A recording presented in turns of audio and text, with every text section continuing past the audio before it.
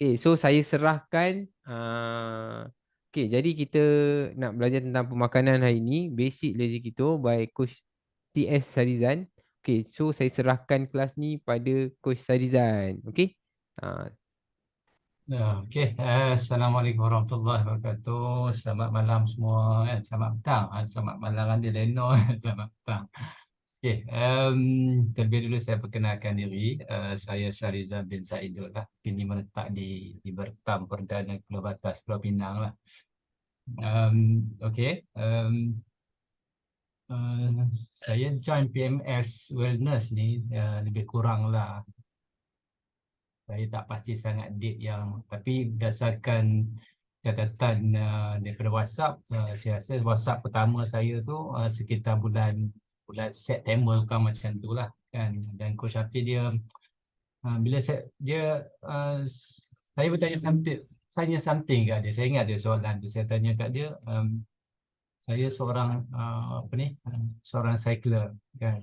Saya berkayuh lebih kurang dalam 1 minggu. Sabtu 80 kilo, Ahad pun 80 kilo.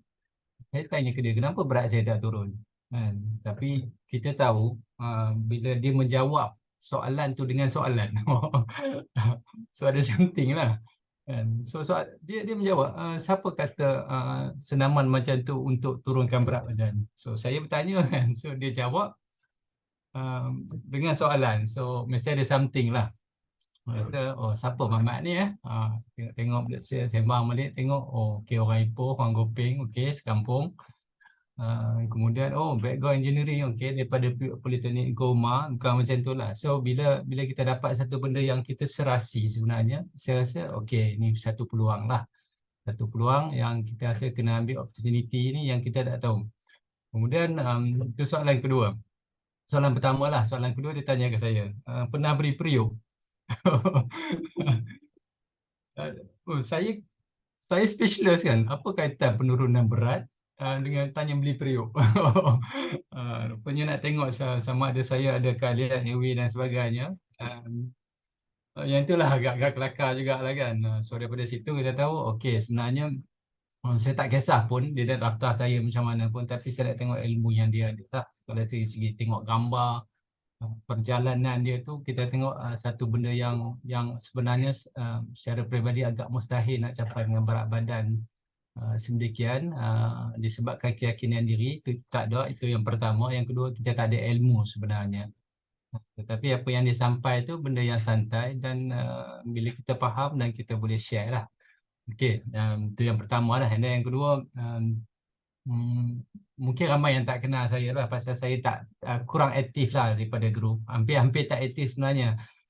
Kerana yang pertama, saya baru selesai hantar submit tesis lah untuk correction dulu, first draft.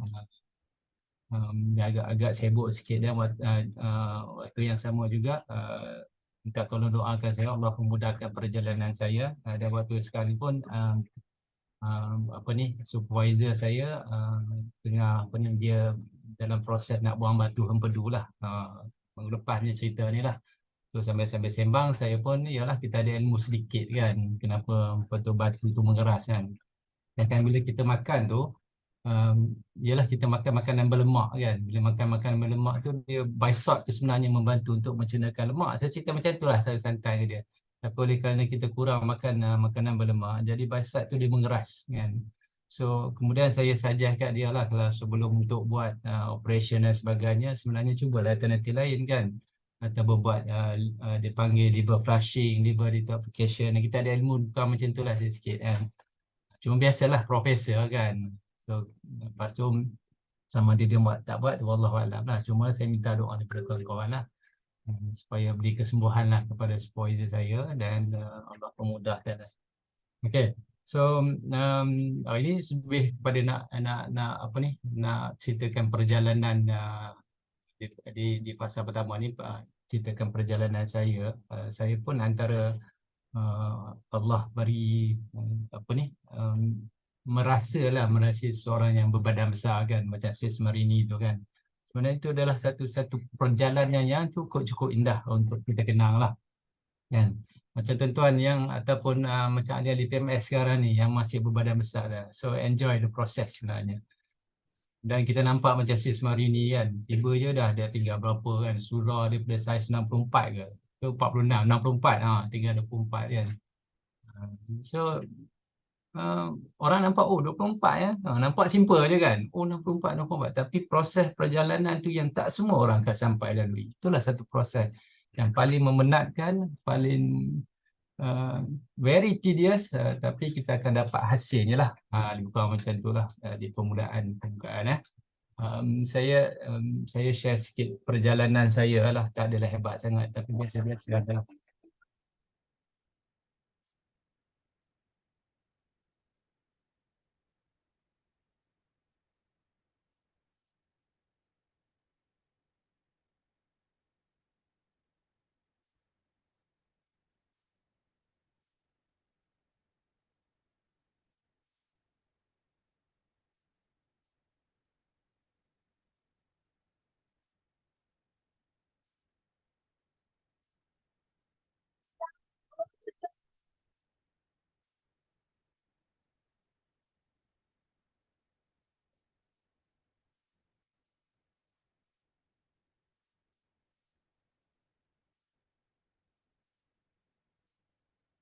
Never say what's I don't know. I don't know if you got it. I've heard.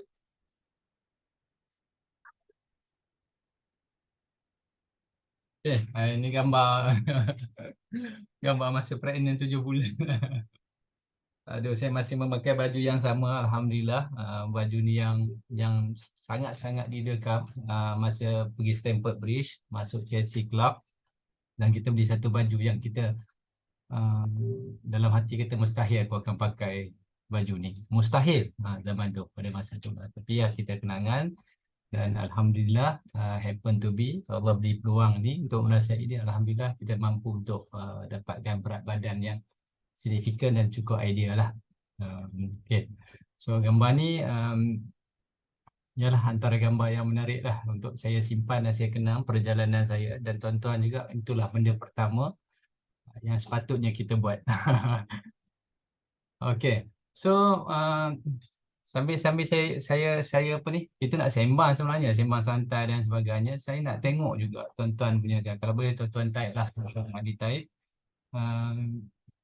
Kenapa Big Wish kita join PMS Finance Program ni? Saya nak tahu, tolong type dalam chat, saya nak tengok. Kita mesti ada Big Y dan Big Wish. Kenapa kita join program tersebut? Kan? Tolong sambil-sambil ni, takut saya shock sendiri saja kan. Aku bercakap seorang-seorang ni. Dan aku masih lagi apa ni, impressed dengan Sis Marini punya perjalanan dan sebagainya. Okey, tu Coach Raiso, mak saya ada diabetes, abang saya pun ada diabetes. Okey, nak sihat di hujung usia untuk kekal sihat. Akan ada rasa self confident dan cantik. Okey, banyak tu, bagus. Maknanya saya tak bercakap seorang-seorang lah. dia ada satu benda yang bila sambil mengajar online ni, dia bertanya kan. So saya tak berkeseorangan lah. Okey, nak sihat, nak stop makan ubat kolesterol. Akak pun nak ajak abang juga, kesempurnaan dalam ibadat. Alhamdulillah. Kan, semua ni peserta dan coach-coach yang hebat lah. Okay, alhamdulillah. Terima kasih semua. Okay, nak mengandung, Allahu Akbar, nak hilangkan fatty liver, semua tu kita ada Big Y dan Big Fish. Itu yang penting tu. Dengan keadaan kita sekarang ni yang berapa pun 140, kurang 146 orang lah. Skrin saya tak nampak ni. Yang ni sebenarnya kita kena memahami pertama kenapa kita join PMMS. Itu benda yang paling penting. Kita punya attention, Big Y dan Big Wish. 146 orang kan, mata memandang saya ni. Itu benda pertama yang kita kena tahu. Kita punya attention dan Big Y, kenapa kita join PMMS. Okay, thank you. Okay. Dan soalan yang kedua, tanya soalan makan besar. Kelas ni tanya soalan kedua kan. Kita dapat apa ni, watch note daripada Coach Hafiz yang benda yang sama kan. Berapa batch masuk pun benda yang sama, bulan kan. Saya nak tanya, dalam banyak-banyak watch note ni, benda yang sama ni, apakah step pertama yang tuan-tuan atau perempuan telah buat sejak join PMS Wellness? Tolong check dengan saya. Kan? beli ACV dan lain soalan, alhamdulillah. Kan IGIF, IF, okey, kurangkan portion makan, saya nak sihat. Okey, beli ACV, first stay positif, buat IF 68. Okey, alhamdulillah. Okey, bagus, bagus, bagus. Suplemen air dan lazy keto. Okey, semua yang tuan-tuan bagi jawapan tu, alhamdulillah, semua betul, tak ada. Tetapi ni Coach Hafiz pesan dekat saya tak tahu dia kesan personal tu, tapi dia kata, Syarizan, benda pertama kau join PMS, kau tangkap gambar kau sebanyak mungkin pada berat sekarang, pada masa tu 107, kerana gambar berat pada gambar tersebut tidak akan kembali selama-lamanya. Meremang bulu roma saya, goosebump saya. Saya ingat lagi kata-kata dia. Dan saya nak minta juga semua ahli buat benda yang sama. Kerana ini adalah perjalanan yang sangat-sangat cukup indah yang kita takkan lalui akan datang. InsyaAllah. Dan saya doakan dan kita mengajar ni. Dan saya bersumpah juga yang 146 orang ni akan dapat berat badan yang signifikan dan ideal untuk selama-lamanya. Okay. Okay, terima kasih pada yang memberi komen dan sebagainya lah. Okay, so tadi ada cerita tentang kan soalan pertama bit why dan bit wish kan. So perspektif of view saya kan, apakah indikator sihat tu sendiri? Jawab lagi soalan ni. Tolong bantu saya nak tengok pemahaman ahli kita ni apa indikator kesihatan. Bila kita cakap tentang kesihatan tu, apa sebenarnya indikator kan? Saya nak tengok tuan-tuan punya chat. Tak ada betul, tak ada salah. Bertenaga kan. Sihat rohani dan jasmani. Apa maksud sihat pada anda? Okey, Coach Hafiz kan. Bertenaga. Itulah bila tanya dia tanya balik soalan. Orang yang banyak ilmu macam itulah. Badan ringan dan segar, minda sihat free dari sakit kronik dan sebagainya. Alhamdulillah. Okey, bagus. Semua itu benda menarik. Okey. Mari kita masuk kepada tuan-tuan yang jawab ni semua betul, tak ada benda yang salah. Okay. Ini indikator kesihatan. Okey. Sihat, sihat kan. Kita nak jadi yang macam mana? Kita nak jadi orang yang sihat kan, ataupun yang sihat nak tengok pun berat. Berat lah tengok. Kalau sis Mani kata berat nanang kan. Orang Ganu kata berat nanang. Sihat ataupun sihat.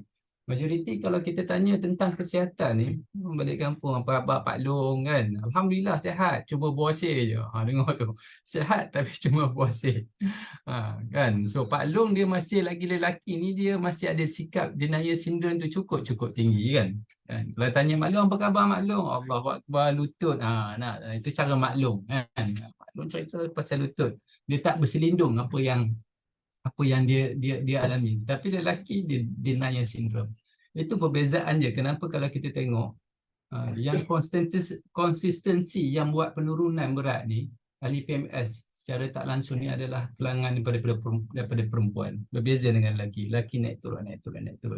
Sedangkan perempuan kita tahu time ABC tak payahlah buat apa-apa. Memang berat akan naik. Water retention.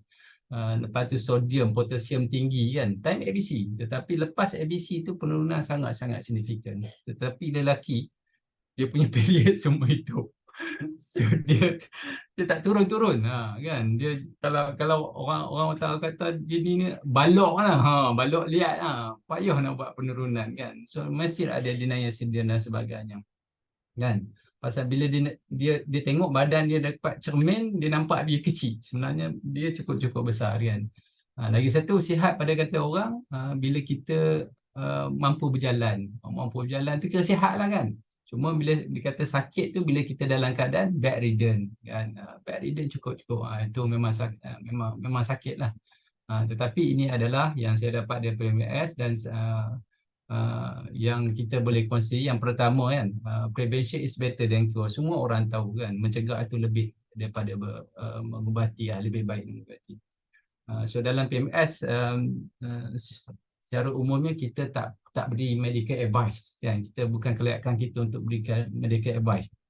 Walaupun kita pandai dalam ada ilmu dalam penyakit metabolik, kemudian ada ilmu dalam pemakanan, tetapi kita bukan authority untuk memberi medical advice kan.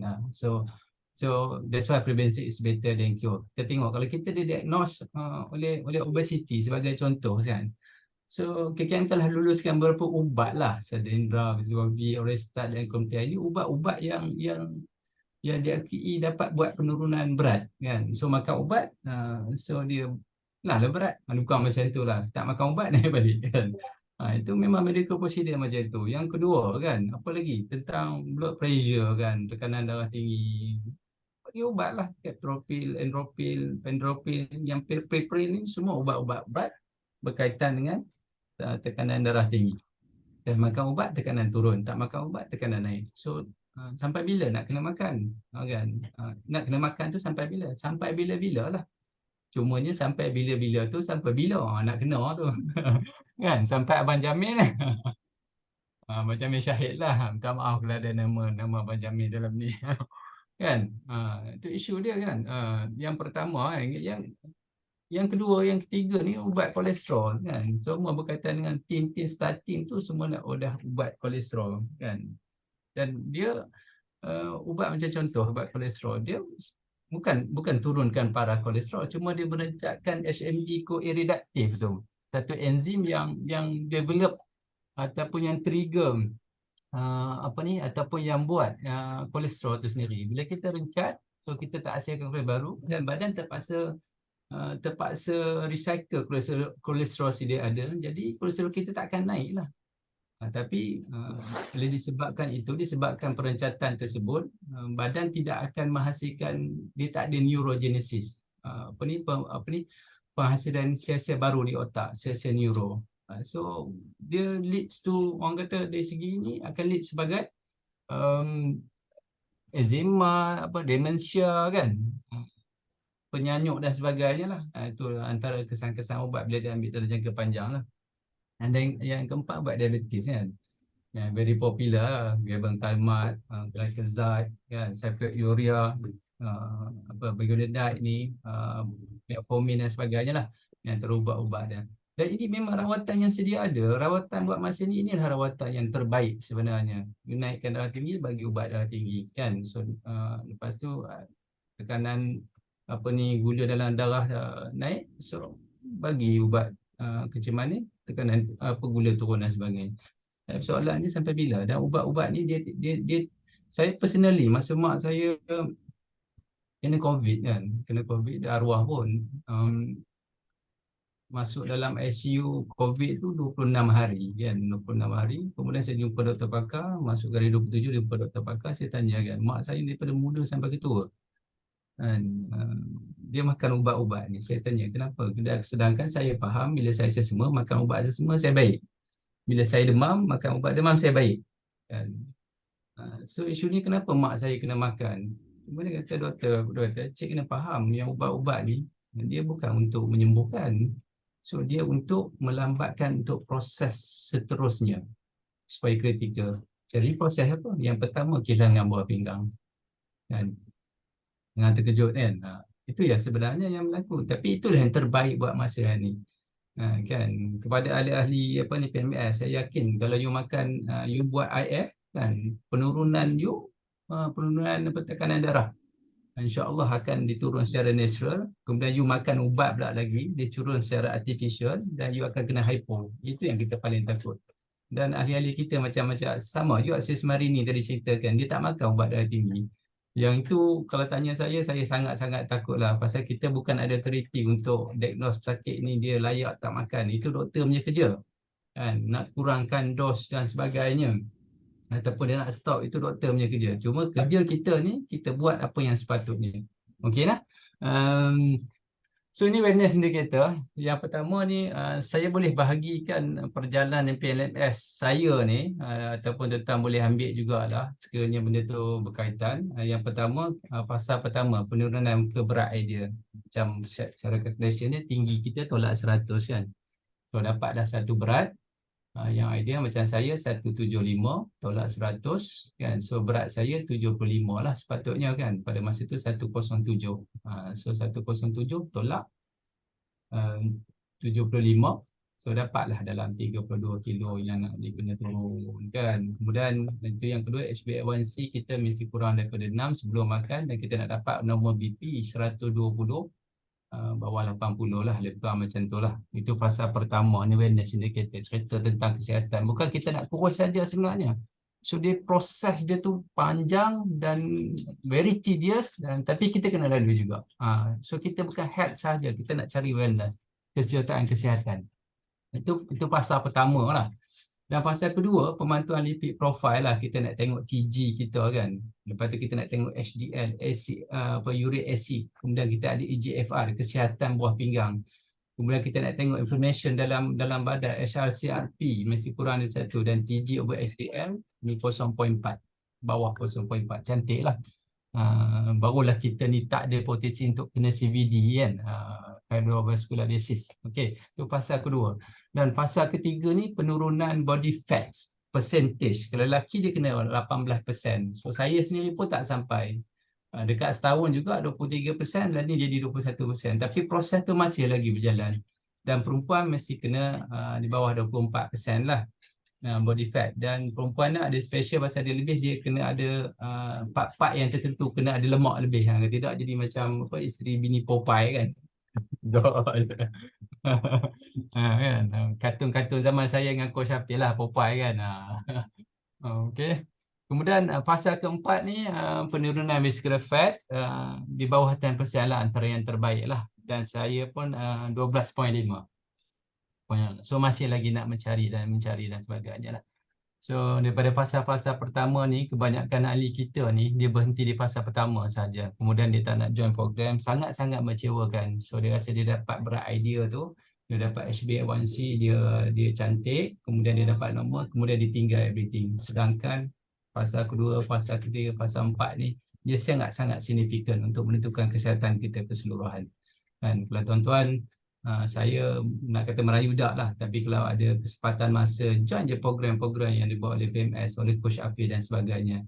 Dan kita akan nampak value untuk kesihatan. Dan kalau macam tadi tu kan, big why big wish apa, nak dapatkan normal triglyceride, kemudian nak ibadah mudah dan sebagainya. Inilah proses dia.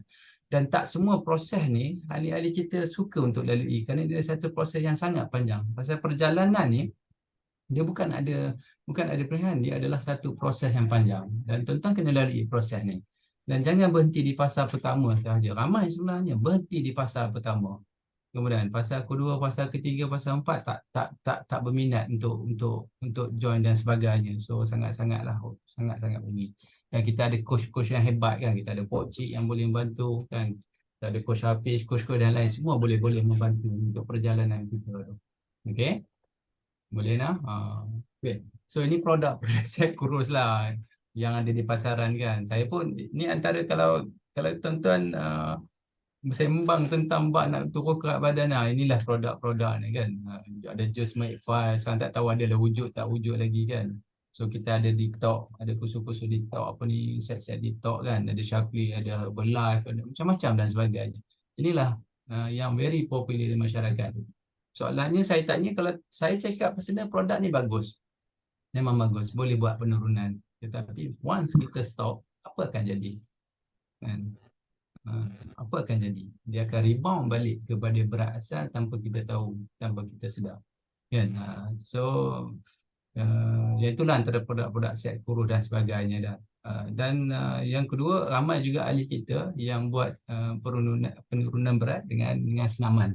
Saya tak ada masalah yang tu, dan cumanya kita kena tahu bila masa sesuai senaman. Dan saya pun terhutang satu kelas dengan Coach Hafil dengan PNS berkaitan dengan senaman. InsyaAllah waktu terdekat ada kesempatan, ada kesihatan, ada masa dan sebagainya, saya akan terangkan, akan kongsi tentang keadaan senaman. Yang ni Coach Hafil kenal lah, pasal saya dengan dia pun memang kaki bola kan. Siapa tak kenal Dollah Saleh kan, hebat, leceh, penyerang yang handal pada umur 21 tahun. Kita tengok Coach Dollah Saleh pada umur sekarang 55 tahun kan. So kalau Coach Dollah Saleh dia nak dapat berat badan yang cantik, yang comel masa umur 21, apa dia kena buat? Dia kena main bola seumur hidup. Mustahil tak? Mustahil kan kita nak bersenang seumur hidup. Kan? Tetapi Coach Abdullah Saleh yang sama juga umur 55 tahun, kalau dia suka makan nasi ayam, daripada umur 21 sampai sekarang dia akan makan nasi ayam. Cuma yang berbeza senaman dia. Kan? That's why saya nak bagi tahu, saya nak sustainkan penurunan berat badan bukan dengan senaman. Tapi dia membantu, sangat-sangat membantu. Pasal kita ada rule 80-20. Semua orang tahu kan. 80 penurunan berat badan tu disebabkan permakanan, diet kita. Kemudian 20% tu adalah melalui senaman. Dia mempercepatkan. Tetapi kita tak boleh sustain dengan senaman. Itu peringkat Malaysia lah. Kalau peringkat apa ni? Peringkat dunia kita kenal lah kan.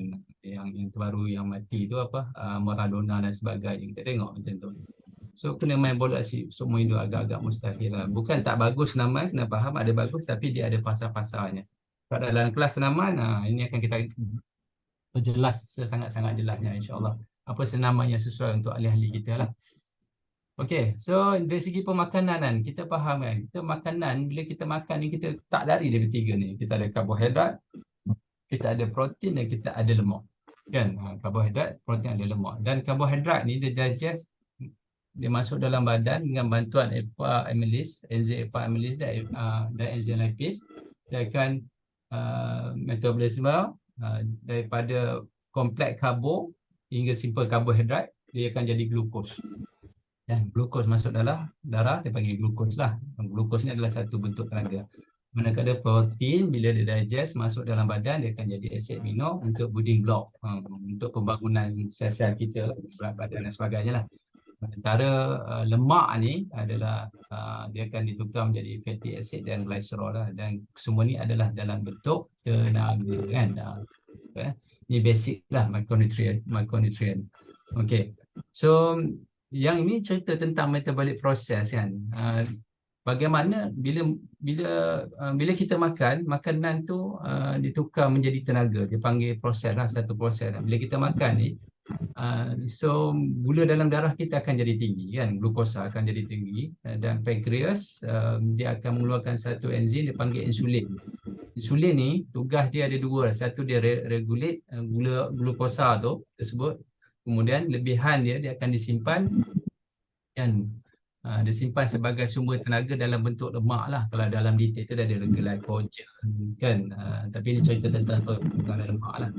Itu yang berlaku setiap hari bila kita makan. So proses tersebut lah kan, proses tersebut makan, gula tinggi, kemudian insulin akan bantu untuk turunkan, kemudian lebihan tu akan disimpan dalam bentuk glycogen, kemudian disimpan dalam lemak lah.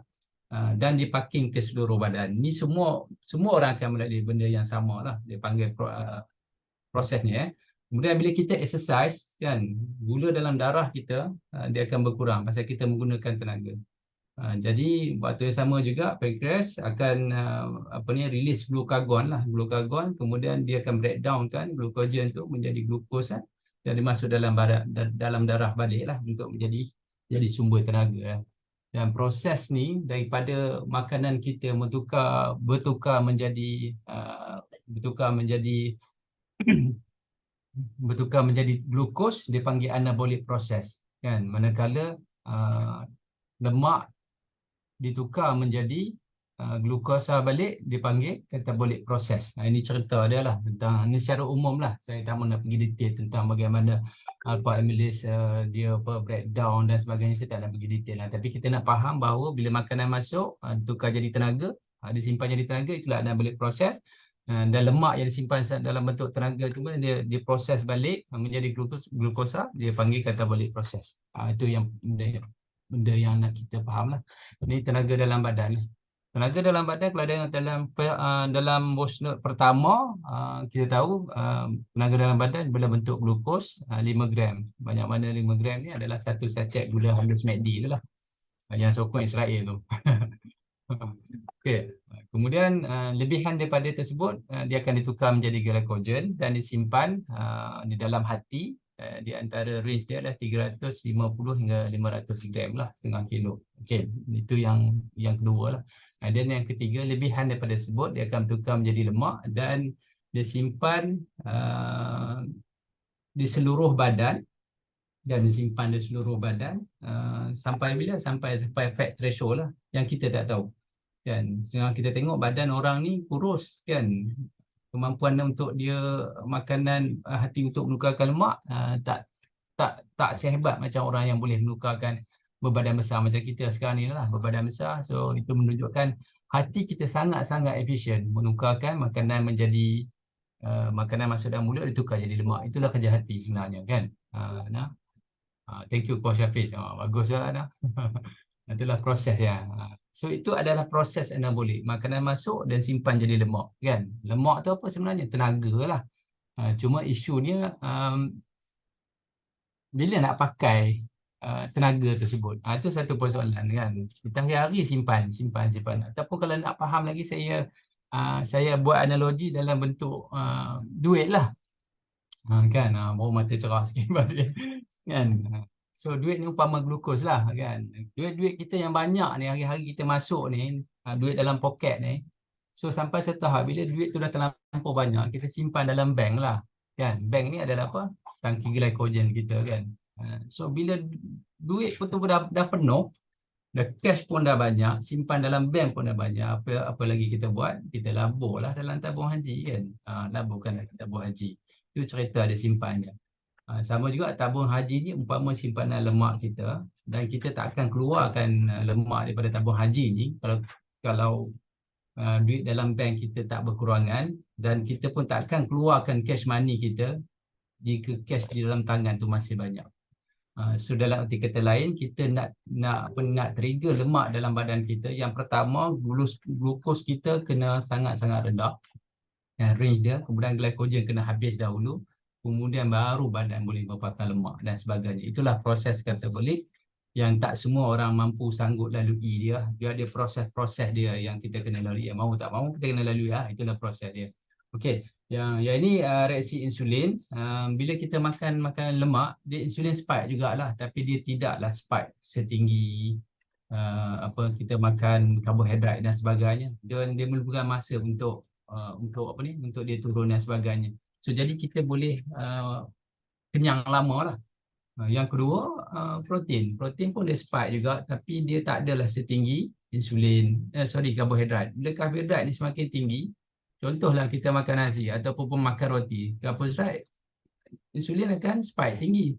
Tetapi kita kemudian waktu dalam masa sekitar proses 3 hingga 4 jam kita akan lapar balik lah. That's why kalau kita makan pukul 8 pagi, pukul 12 nak cari nasi kandar pula pasal kita lapar kan.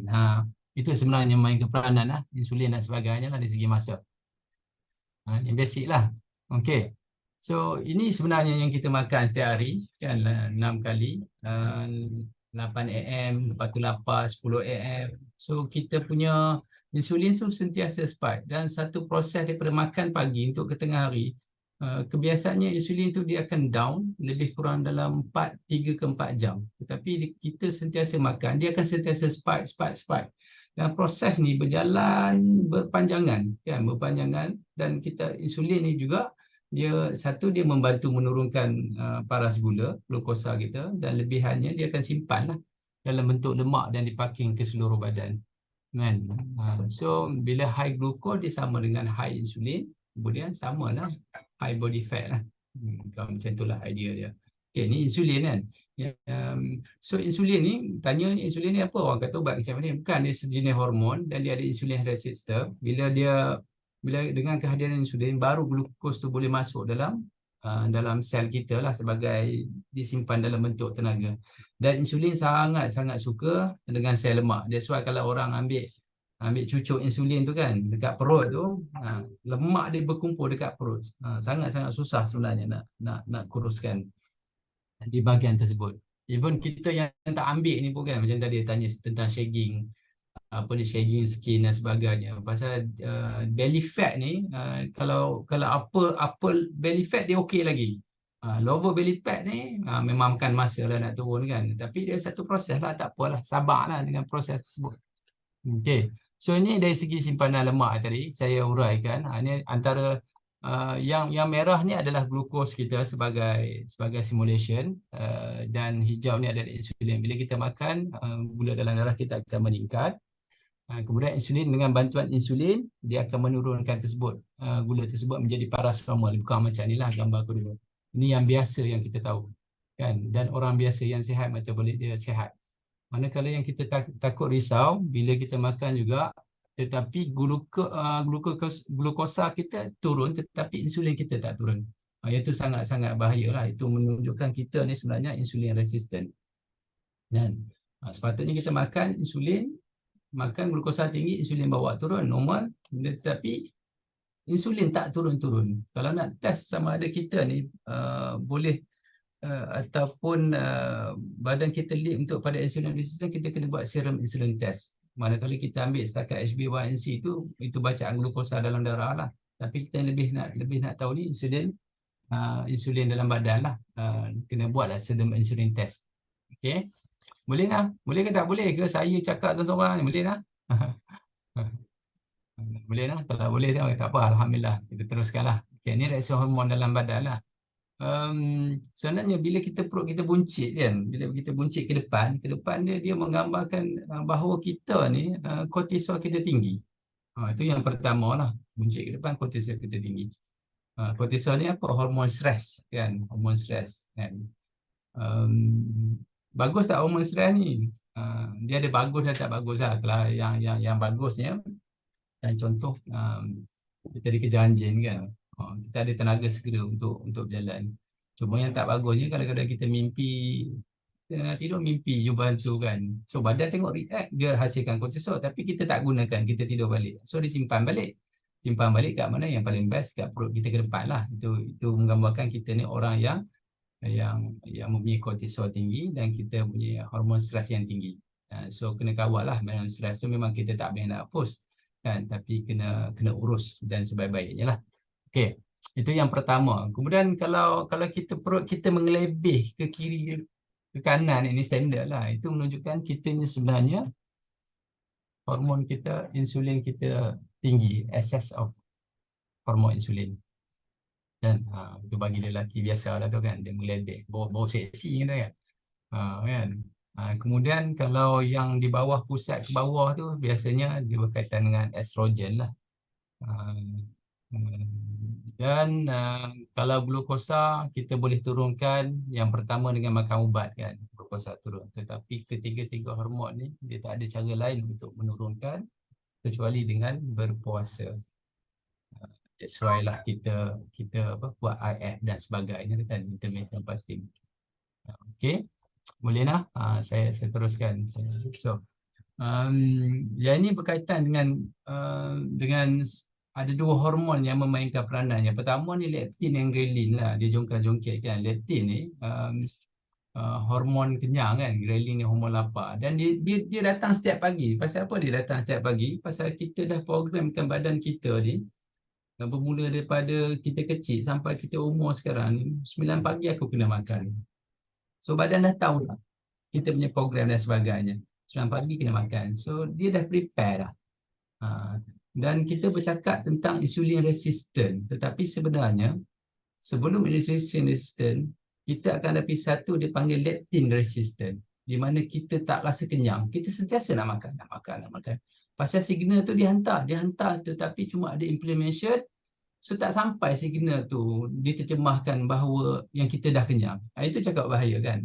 Biasanya sampai bila kita nak makan, sampai kita rasa kenyang, sedangkan signal kenyang tu tak ada. So that's why lah dalam PML ni kenapa kita minta ahli kita yang pertama setiap pagi tu kita ambil ACV kan, ACV dengan garam dan sebagainya, disebabkan yang inilah pasal kita nak regulate leptin dengan ghrelin. Itu yang pertama. Kemudian ada juga Coach Hafiz cadangkan kita ambil teh hijau kan, green tea, dia ada EGCG kan, epigallin ke tercenggele. Itu antara satu juga compound yang membantu kita untuk regulate kita punya ghrelin dan leptin kan, hormon lapar tu kan. Dia satu signal je sebenarnya. Tak semesti kita nak kena makan dan sebagainya, tapi dia satu signal. Pasal kita dah programkan benda tu. So kita kena ubahlah gaya kita dan sebagainya. Kan? Kena ubah cara macam tu. Tapi janganlah ubah drastik. Aku nak buat terus 6 dah 8. memang out kan. Memang tak lama. So kena naik lah. Dia cantik dah tu naikkan setengah jam kan. Naikkan setengah jam. Lepas tu eating window kita daripada kita makan malam tu kita turunkan pukul 7, kemudian 6.30, pukul 6. Lebih kurang dia akan bertemu dalam pukul 3 lah.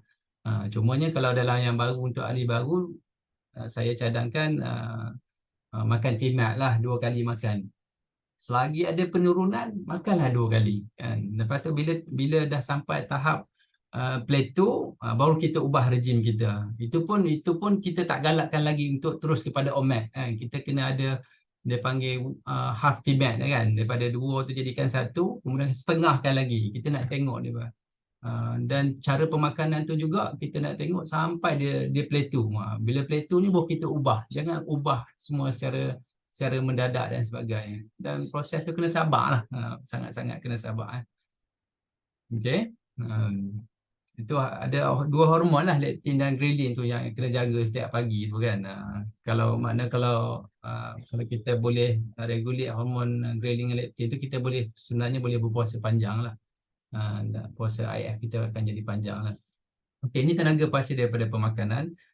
Saya nak cerita tentang karbohidrat lah. Ini tuan-tuan tak perlu nak hafal sebenarnya dari segi formula ni. Cuma nak ceritanya, karbohidrat ni dia mengandungi 2 karbon kan. Karbon dengan hidrat. Hidrat tu air lah dalam 1:2.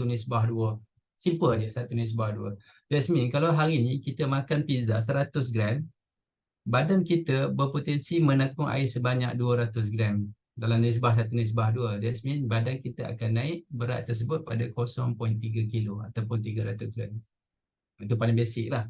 That's why kita dalam PMS ni kita kena jagalah karbohidrat intake kita kan. Supaya dia tidak akan menakung air dan sebagainya lah. Dan kita nak buat penurunan yang sangat-sangat signifikan lah. So ini sumber tenaga, ini cerita sebentar lalu kan. Saya pun memang favorite teh tarik 140 kalori kan segelas kan. Selalu buat tenaga yang dihasilkan, dan saya perlu mengambil masa berlari 28 minit untuk habiskan 140 kalori. Berbaloi ke tak berbaloi? Itu baru 1 gelas, mustahil lah kan satu hari minum 1 gelas kan. Paling tidak pun ialah 2 gelas kan, pagi dan petang, dan tenaga yang dihasilkan. So saya kena berlari bukan 1 jam lah. Agak boleh kalau nak berlari dalam 1 jam tu dengan masa kita dah ada. Dia cerita tentang capati dengan kuadrat pun sama. Makan 1 set kan, makan 1 set 60 minit kena berlari, baru kita boleh membakar balik apa yang kita makan kan. Capati kalau roti canai kena berlari lah 70 minit. So rasanya berbaloi tak kita untuk makan sesuatu benda dan kita kena bakar balik, kita mengambil masa yang lama. Masa berbaloi ke tak berbaloi? So kalau tanya saya memang kerja saya keyboard warrior. So bila keyboard warrior, saya tak perlukan tenaga yang banyak untuk saya survive untuk dalam 1 hari lah kan. Tapi kalau tuan-tuan yang jenis buat construction kan, buat construction memang diperlukan, memang berbaloi lah makan makanan ni. Dia deserve. Tuan-tuan deserve, saya tak deserve lah kan. So saya tak deserve untuk makan benda-benda macam ni. Daripada saya nak habiskan 28 minit saya untuk berlari semata-mata disebabkan segelas teh tarik, banyak lagi masa tu boleh disalurkan untuk pembangunan PMS dan sebagainya lah. Tuan-tuan kena pilih sendirilah. So ini tentang lemak lah, knowledge sebelum saya masuk makan. Lemak, 1 kilo lemak ni dia bersama dengan 7,700 kalori. Lemak ni kan, 1 kilo lemak. Sedangkan kemampuan seseorang untuk membakar lemak dalam 1 hari di antara 50 sampai 70 gram sahaja. Kan? Cuba kita tengok kan. Untuk kita bakar 1 kilo lemak, kita perlu berlari sebanyak 13.75 jam. Baru kita boleh bakar 1 kilo lemak. Kan? Nah, bayangkanlah kalau kita ada 10 kilo, 30 kilo, kan? Berapa lama kita nak bayar? Kan? Dan kita memerlukan 9 jam untuk kita beryoga, untuk kita bakar 1 kilo lemak. Dan kita memerlukan 19 jam cycling, exercise, untuk kita membakar 1 kilo lemak. Ada orang cerita tentang kalori dan sebagainya lah. Cumanya kita dalam PMS ni kita tak ada ambil tahu tentang ni. Tapi saya nak buat perbandingan macam mana sebenarnya 1 kilo lemak tu dan diperlukan untuk membakar kalori disebabkan berpunca daripada kita untuk bersukan. Sebenarnya dalam PMS ni dia bukan ke arah tu sebenarnya, dia lebih mendalam dan badan kita tak work berdasarkan pengiraan kalori. Sorry to say lah kan, nanti orang kata pula kita ni orang yang bermazhab ni, bukan. Siapa nak tunjukkan setiap satu kalori lemak yang kita hasilkan, kita nak bakar balik. Inilah cerita kalau kita berfokus untuk senaman.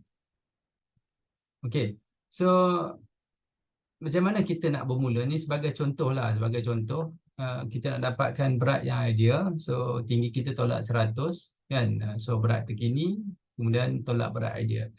Dan macam sebagai contoh, saya berat ideal dia 175 tolak 100, so dapat 75 kilo lah. Itu berat ideal saya disebabkan ketinggian saya 175. Dan berat terkini pada waktu tersebut 107 kilogram, dan berat kena turun lebih kurang dalam 32 kilo.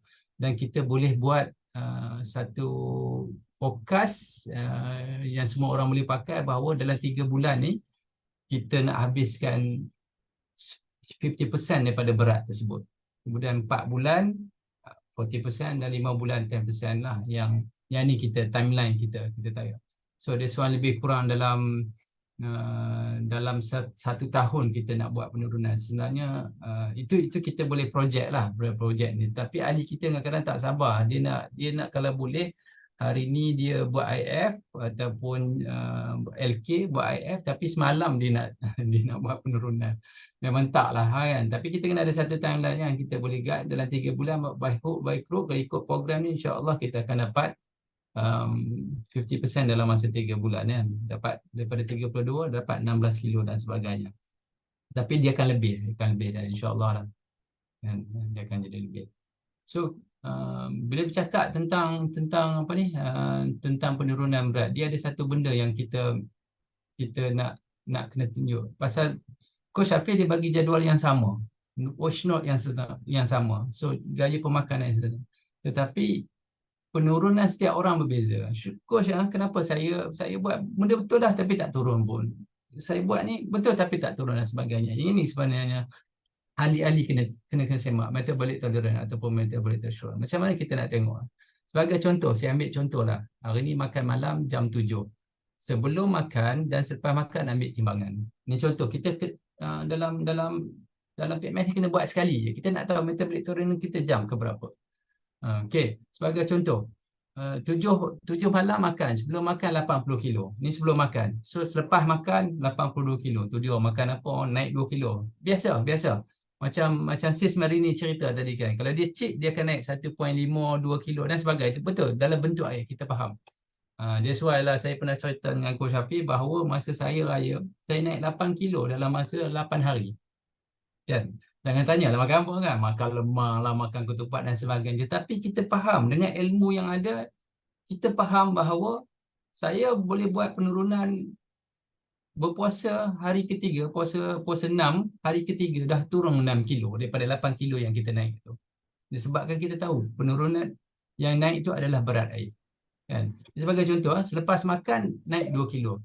Cumanya kita nak tahu yang 2 kilo ni hilang masa bila. 2 kilo masa bila. Maksudnya daripada 7 malam sampai 7 pagi, kita dah ada berapa? Kita dah ada 2 jam kan? Kita dah ada 12 jam. Kan? 12 jam. Bila saya fokus kepada diri saya, daripada 7 malam sampai 7 pagi, berat saya 81 kilo. That means ada 1 kilo lagi yang saya lebih extra kan. Kemudian saya tambah lagi 2 jam. Bila tambah lagi 2 jam, pukul 9 pagi, so berat saya menjadi 80 kilo, berat asal. That means metabolic tolerance saya adalah jam ke-14. Tapi oleh kerana saya nak buat penurunan, saya tambah lagi 2 jam. Pukul 11 pagi saya buat timbangan 79.8. Makna ada 200 gram perbezaan tersebut.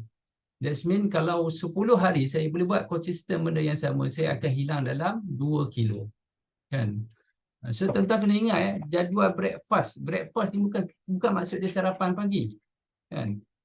Saya dah tahu saya kena, benda yang pertama kena masuk dalam mulut saya selepas 14 jam. Kalau saya makan dalam masa 12 jam 7 pagi, berat saya sentiasa akan naik. Disebabkan apa? Disebabkan pemakanan yang malam tadi tak settle lagi. Ini kena check betul-betul. Kena check betul-betul. Setiap hari kena check betul-betul. Kan?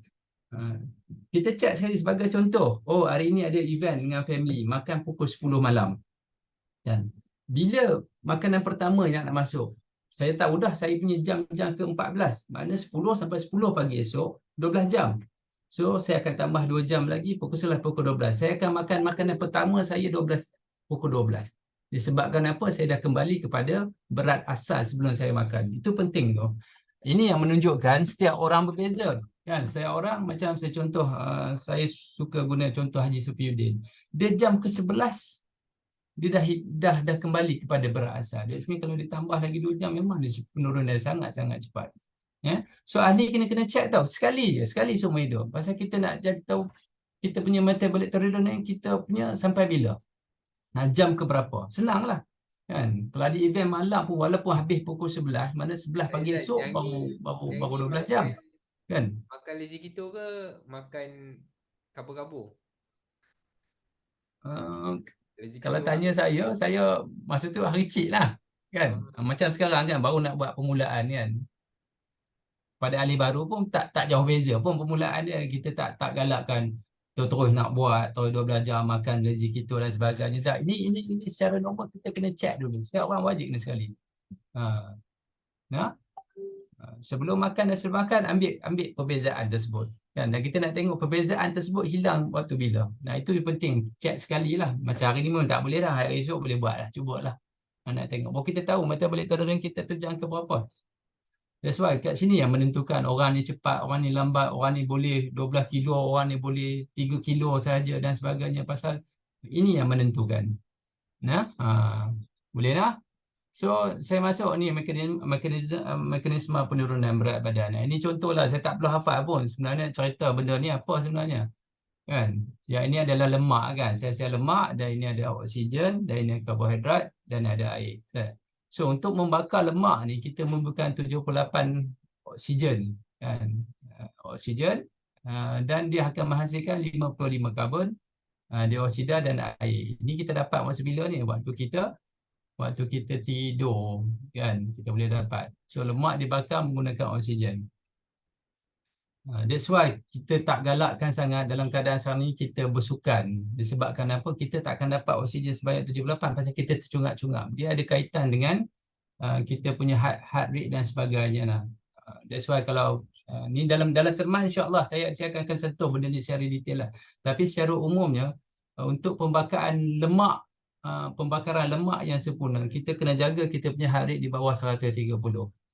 Di atas 130 dia akan jadi senaman anaerobik. Dia hanya akan akan membakarkan tenaga tu daripada bentuk glycogen dalam otot. That's why kalau kita lepas kayu bersikap dan sebagainya, kita akan rasa sakit kan? Sakit di peha dan sakit di mana-mana lah, di tangan dan sebagainya. Disebabkan apa? Disebabkan tenaga dalam bentuk glycogen di otot ditarik keluar. Bagus tak? Bagus sebenarnya. Bila bagus, akan datang otot kita akan membesar. Dia pakai minor tear ataupun micro tear, otot kita akan jadi membesar. Bila jadi membesar, akan datang kita akan boleh menyimpan glycogen sangat pesat dalam masa otot. Tetapi berat tak akan turun. So saya suggestkan kepada ahli kalau boleh buat penurunan dulu signifikan. 10% sebelum sampai ke berat ideal, naikkan dengan senaman resistant tu. Dia panggil apa? Weightlifting dan sebagainya. 10% sebelum tu. Yang itu sangat-sangat ideal dan sebagainya. Kita tak nak wujudkan kulit kita shagging. 10%. Ingat 10% sebelum sampai berat ideal kita. So boleh check lah, kena belilah jam sikit, invest lah sikit kan jam dan sebagainya. Kan? So nanti dalam kelas akan datang, kelas senaman tu kita akan ceritalah senaman apa yang kita buat tu dia punya heart rate dia macam ni kan. Slow jog ke brisk walk dan sebagainya. Tapi the best way adalah brisk walk. So brisk walk pun kadang nak dapatkan 110 pun agak terusnya. Tapi kita ada cara macam mana kita boleh naikkan heart rate kita menjadi optimal 130. Jangan bila lebih tu dia hanya membakar otot lah. So kita nak buat pembakaran lemak yang sangat-sangat sempurna lah. That's why bila kita buat IF ni kan, dah makan malam dan sebagainya, esoknya kita memang galakkan tuan-tuan untuk bersenaman sedikit brisk walk. Kerana apa? Pada keadaan tersebut metabolisme kita sangat-sangat rendah sebenarnya. Bila kita buat aktiviti dan sebagainya, so dia akan membantu kita untuk penurunan yang sangat-sangat signifikan lah, sangat-sangat cepat lah. Itu yang kita nak. Okey, so saya masukkan bab pemakanan. Bab pemakanan sikit lagi insyaAllah kan. Kita tengok apa kata pakar. Nombor 4, Assalamualaikum doktor, boleh tak bagi tips untuk sarapan orang yang ada darah tinggi, kolesterol, kecil manis? Jadi ada penyakit 3 serangkai. Nak tanya aku apa yang perlu makan pagi. Kalau tanya aku, jangan makan pagi, jangan makan tengah hari, makan petang sekali-sekali, buat intermittent fasting, semua penyakit jadi elok. Tapi kalau kau nak makan dekat sarapan pagi, saya bagi tips yang simple. Kurangkan gula. Ada 3 jenis gula. Satu, gula yang manis, semua orang tahu. Yang kedua, gula nasi. Nasi atau semua bahan-bahan makanan yang asal dari nasi adalah simple carbohydrate. Saya panggil gula yang tak manis. Yang ketiga, simple carbohydrate, tepung gandum putih, highly processed flour. Contohnya roti canai, roti, biskut, kuih Melayu, semua guna tepung gandum putih. Betul tak? Tiga-tiga benda ni, warna putih ni sebenarnya gula. Racun bagi orang yang ada kecil manis, kolesterol atau sakit jantung. Makan telur rebus, sehari 2 biji, goreng telur boleh, minum susu, makan buah sikit, makan ayam, ikan ke, sup daging pagi-pagi tak ada masalah. Kalau tak reti nak cari sarapan yang sesuai, tak payah makan.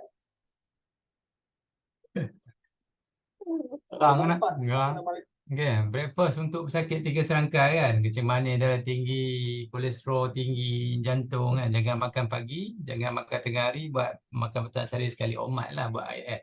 Doktor tu beritahu lah kan. So elakkan 3 jenis gula, gula pasir, sprosa, dan gula pasir ni dia molekul dia ada glukosa dengan fruktosa. Glukosa badan boleh guna. Cuma fruktosa, isu dia fruktosa dia hanya boleh masuk kepada hati untuk dicerna menjadi lemak lah. Apa-apa yang masuk kepada hati adalah racun sebenarnya. So itu yang tak bagusnya kan, gula pasir kan, fruktosa. Kemudian gula nasi, kita tahulah kenapa kita tak di peringkat awal ni penurunan ni, kita tidak menggalakkan kita untuk makan nasi. Sebagai contoh, 1 pinggan nasi kosongnya 270 gram, dia bersama dengan 12 sachet gula MACD. Sedangkan keperluan badan 1 sachet je. 11 sachet buat apa lagi? Simpanlah dalam bentuk lemak. Cumanya tak tahu bila nak guna. Kan? So, itu kita tak galakkan. Dia ada ilmu lain sebenarnya. Dia panggil, Pok Cik itu dia pernah cerita tentang resistance starch dan sebagainya. Itu berkaitan dengan glycemic index lah. Dia ada satu kelas khas. Tapi dengan syarat, kita dah dapat beridea lah. Macam saya pun, macam saya pun, saya memang nasi putih saya tolak tepi lah. Tapi kalau nasi Arab, sorry to say, pasal nasi putih, glycemic index dia 78. Tapi bila kita masakkan nasi tersebut dengan minyak yang bagus, sebagai contoh cari santan, so glycemic index jadi 38. So bila 38 kita boleh makan, tetapi bukan berkelah lah dan sebagainya. Itu ilmu lain lah, ilmu akan datang insyaAllah. Tapi buat penurunan dulu, dah sampai beridea, nanti kita cerita bagaimana benda tu boleh jadi. Macam mana kita boleh makan nasi dengan selamat. Macam sis Marini tadi kan, tak makan nasi lagi dan sebagainya kan. So bila makan nasi mesti mual. Badan dah rela dengan nasi lah. Kemudian tepung gandum putih, dia ada 2 isu tentang tepung gandum putih. Yang pertama gluten kan. Gluten, yang kedua glyphosate kan. Macam saya, totally kalau saya makan tepung gandum atau saya makan roti, esok saya bagi akan sesemua. Confirm akan sesemua, hidung akan berair dan sebagainya.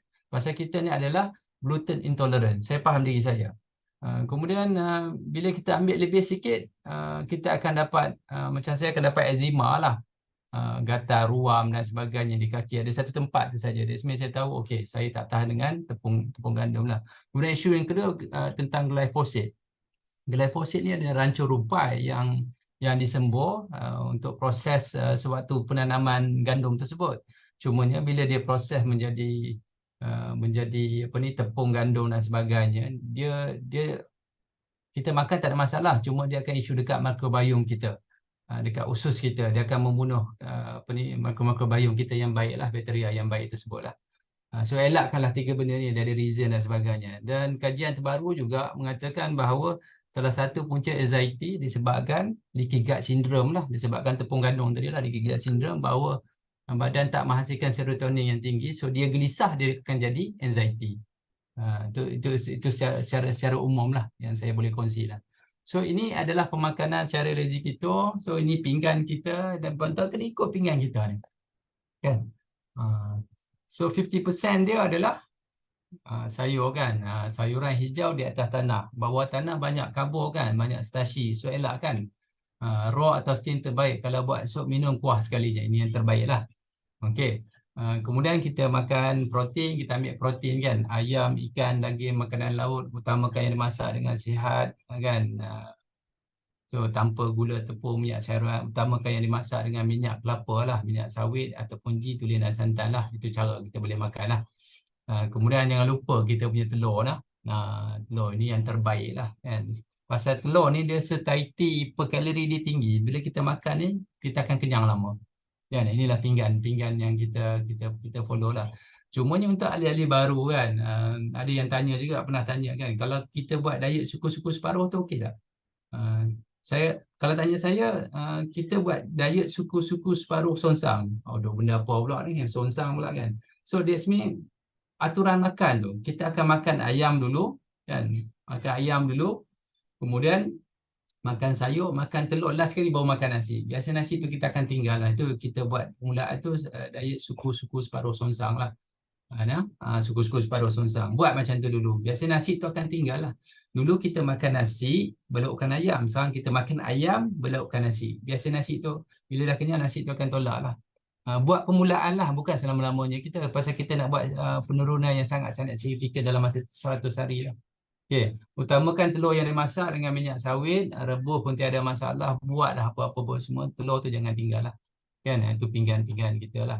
So, karbo di antara daripada sayuran, dia di antara 5 ke 20 gram pun jadilah.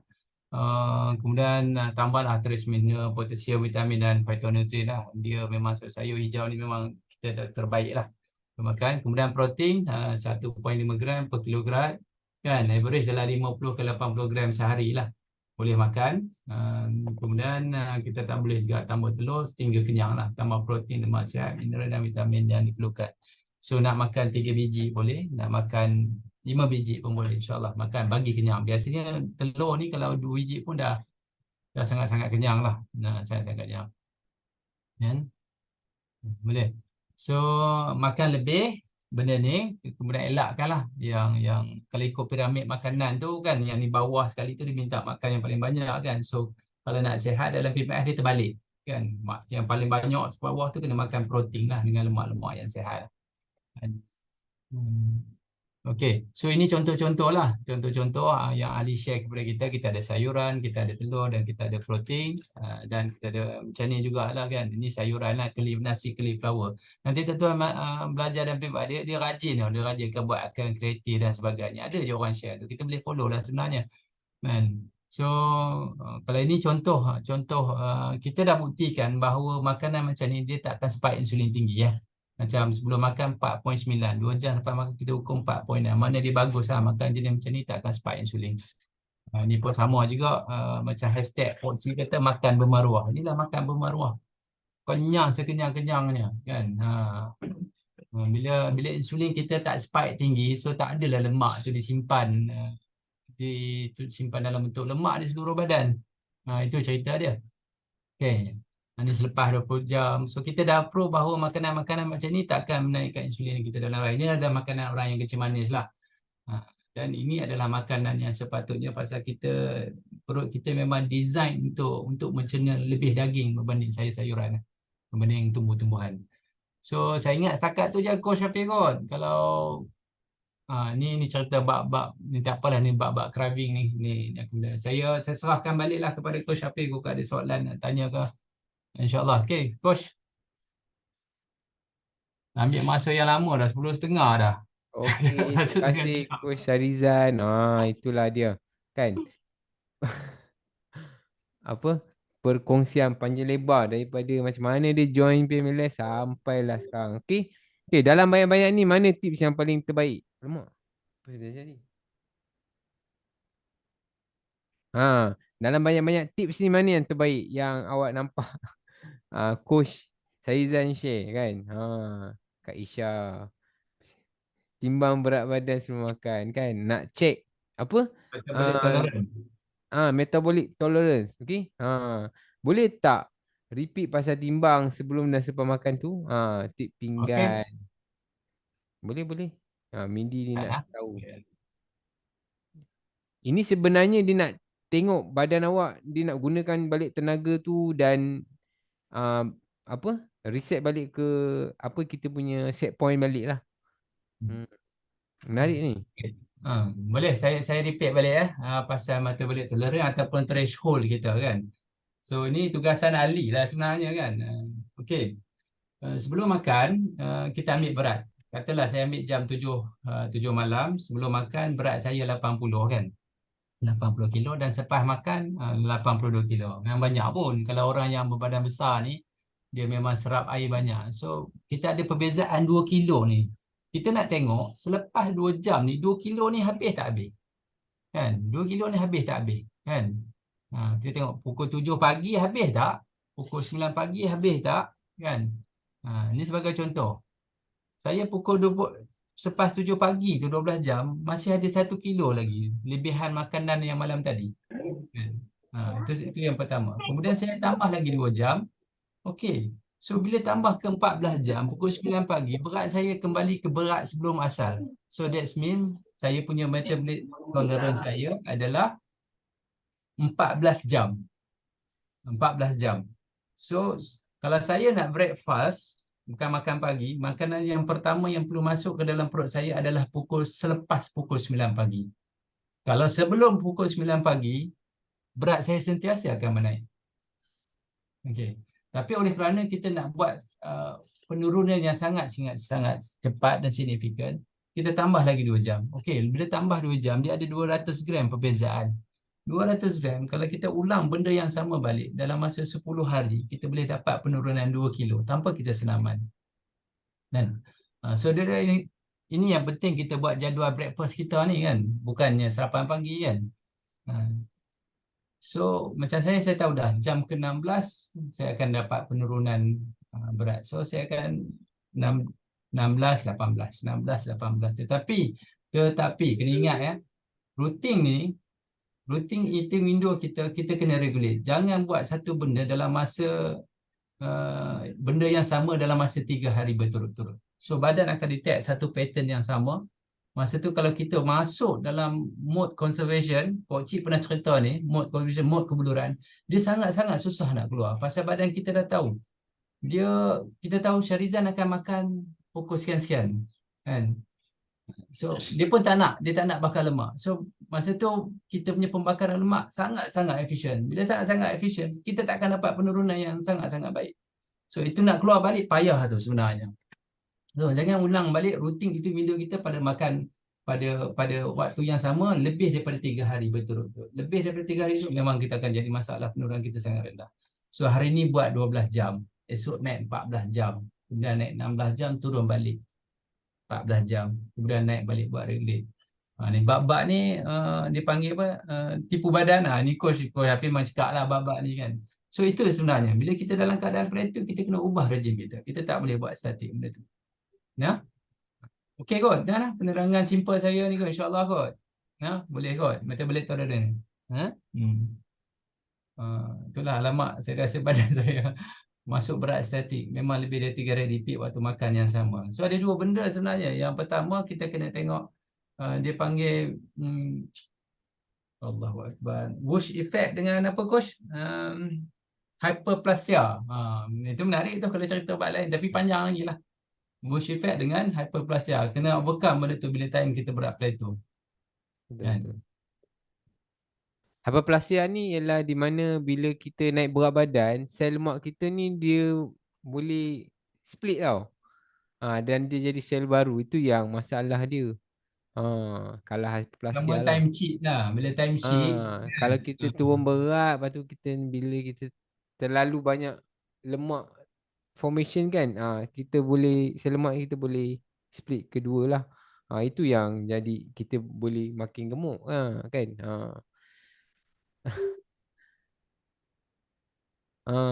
Kalau wash effect tu ialah di mana badan kita dia akan lepaskan lebihan berat badan kita lah, di mana kita memang betul-betul tak gunakan kan.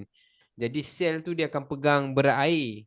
Bila kita dah gunakan lemak tu banyak, dia rasa macam dia terpaksa lepaskan berat air ni, dia akan buang air berlebihan dalam badan kita lah.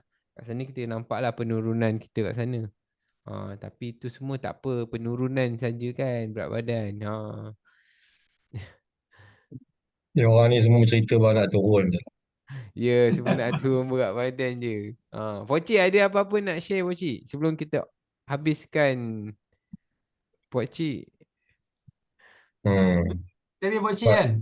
Pak Cik, lah saya Repap. takut. Cik, Marepa. pasal pasal saya tengok kalau macam kita yang dah buat IF lama ni, dia tak nampak penurunan yang sangat-sangat signifikan pasal kita dah metabolisme kita rendah tau. Lepas tu dia start lah naik kan, dia start naik sikit sikit sikit sikit dan sebagainya. Saya rasa semua orang kena dari pasal-pasal yang sama. Cumanya ada satu rejim yang saya tak tahulah kalau Pak Cik boleh boleh komen benda ni. Uh, Pasal dia menggalakkan kita menggunakan cayenne pepper dalam dalam kita punya pemakanan tu, disebabkan satu yang pertama pasal cayenne pepper ni adalah blood stimulate. Bila kita makan tu kita punya pedan darah tu akan menjadi baik. So bila kita faham tu bahawa lemak tu dibakar menggunakan udara. Bila pendaraan tu baik, blood circulation tu baik. So dia membantu sebenarnya bila kita dalam keadaan berat pada itu. Apa pandangan Pak Cik? Kan? Guna apa? Cayenne Cayenne pepper. pepper? Cayenne pepper. Cayenne Dia pepper. bukan cayenne, kita panggil dia cayenne pepper. Oh, tuan. Orang berilmu tu, cayenne pepper. Itu Yang bahasa ini Inggeris. sejak daripada tahun 2018 lagi, bila Paul Robinson memperkenalkan snake diet. Jadi dia formulate dia punya air dia untuk ada pink salt, garam pink campur dengan potassium chloride, campur dengan cayenne pepper. Well, actually dia membantu untuk meningkatkan thermogenesis. Okay, thermogenesis ya. Macam green tea plus lah. Tapi kita kan ada benda yang lagi bagus daripada cayenne pepper. Betul. Apa dia? Apa? Green tea plus Poci. 20 plus lah ambil tisa sangat-sangat membantu. Bagus juga tu. Tapi ada satu lagi benda yang lagi bagus daripada cayenne pepper. Apa? Ada. Double X. Double X. Dah, kalau kita sembang pasal bab thermogenesis, kita ada satu lagi yang lagi bagus daripada cayenne pepper. Nama dia cabai burung. GT plus. Cabai burung. Dalam cayenne pepper ni dia keluarga capsicum. Dia tak adalah pedas mana. Cabai burung lagi bagus. Lagi banyak vitamin C kan. Tapi kan orang ni kan, saya tengok sekarang ni dah ada beberapa ramai. Tadi ada 148 orang. Saya suka nak masuk lah last. Sebab apa? Kalau kita tengok orang yang last tu, maknanya dia memang betul-betul dia nak. Dia memang betul-betul berhajat. Kalau yang masuk tadi sampai 156, 158 kan. Tak Lepas kurus. tu dia cuba cari jawapan. Dia cari jawapan macam mana nak kurus. Dia nak cari jawapan lepas tu tengok-tengok ya Allah. Semuanya ni apa? Semuanya dia pening kepala. Dia Coach Arizan tu cerita berkenaan dengan insulin lah. Dia cerita pasal HbA1c, GFR apa semua. Aku tak nak tahu semua benda tu. Yang aku tahu sekarang ni aku nak tahu macam mana nak kurus. Pasal pertama je lah dapat. Kan? Tapi itulah tujuan saya malam ni. Saya nak ceritakan berkenaan dengan benda yang paling simple sekali.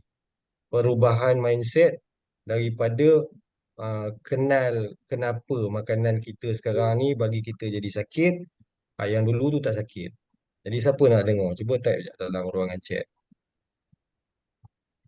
Dia kan bila ramai orang dia bagi pasal diet, dia bagi pasal ketogenic diet. Lepas tu dia bagi ada lagi low carb diet, ada bagi suku-suku separuh kan. Semua orang cerita dia nak buat diet. Sorry, member tengah lalu kat belakang tu. Kan? Highlight. Semua orang nak tahu pasal bab diet sebab semua orang nak kurus. Tapi dia orang tak ada mentaliti untuk makan betul supaya kurus tu jadi automatik. Yang ni ramai orang tak nak dengar. Dan summary yang saya bagi dalam kelas yang biasanya lebih kurang dalam 2 jam ke 3 jam, dia akan menerapkan satu mentaliti yang lala orang boleh faham dah. Dia akan terus jadi faham. Lepas dia faham kan, dia boleh adjust macam mana pun makanan dia Dan lepas setahun tu, dia senyap je kan. Lepas setahun tengok-tengok dah jadi macam sis Marini pula. Jadi macam Abang Bob gitu. Jadi macam Roaming. itu grooming. Sebab kita nak, bila kita nak ajar orang, kita nak ajar berkenaan dengan mentality, mindset tu pasal makanan kita. Kalau kita tak ada mentality bab makanan kita rasa makan apa pun tak ada masalah. Sama kau sebat. Betul ke tak? Betul, betul. Betul, Pak Cik. Hmm. Okey. Ada orang cakap dah dalam ruangan chat kan. Excuse me, member nak lalu lagi sekali. Yang ini pun saya punya saya punya mentor jugalah kan. Ah, Kurus, Cik, kurus. dia memang, tapi pemakanan dia pun betul juga ikut daripada dia punya lifestyle. Saya pun perhati juga, tengok lepas 2 bulan 3 bulan, betul lah cara dia makan tu betul lah. Tapi sebenarnya kebanyakan daripada kita yang masuk dalam grup Feminist Wellness ni banyak yang jenis ada problem berat badan, betul ke tak? Tak pun masuk sebab Betul. tak pun sebab apa penyakit. Saya nak bagi mindset yang betul lah. Saya ambil masa lebih kurang 10 minit je boleh? Okey. Boleh Saya eh? nak stop sharing saya kan. Kita bagi screen. Okey. Boleh. Macam ni lah. Bagi Hmm, seorang siapa nak masuk. baik. Mentaliti makanan yang kita patut ada pada hari ni.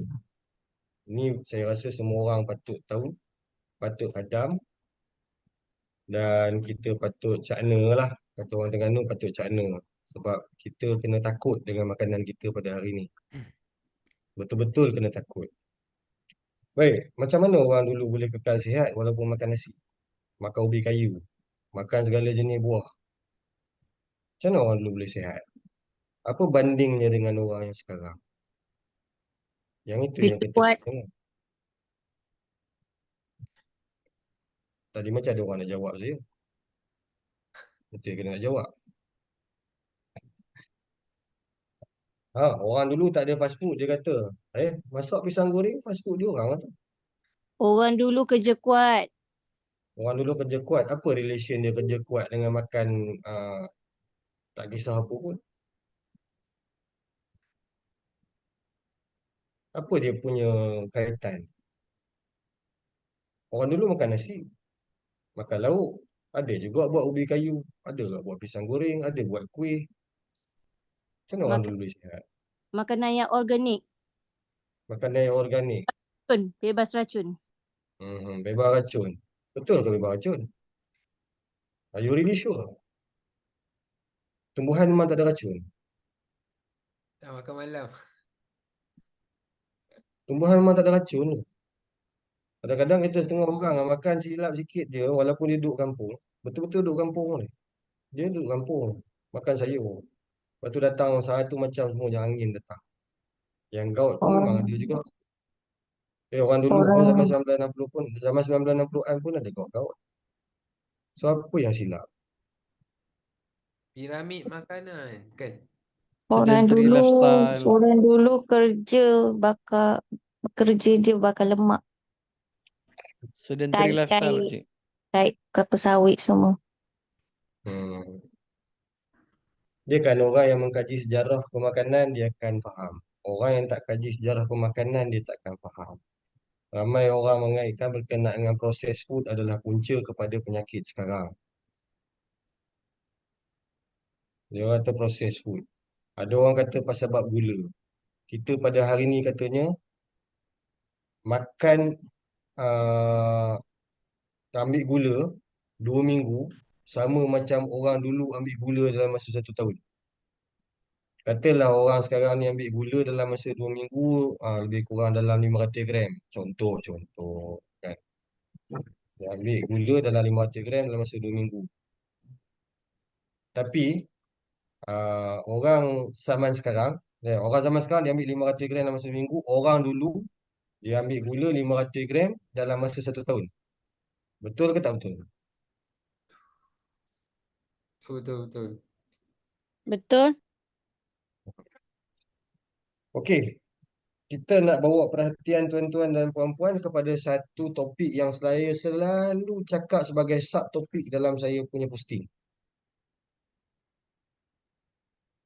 Tadi Coach Sarizan berkenaan dia punya program pasal lazy keto lah, apa jadah semua kan.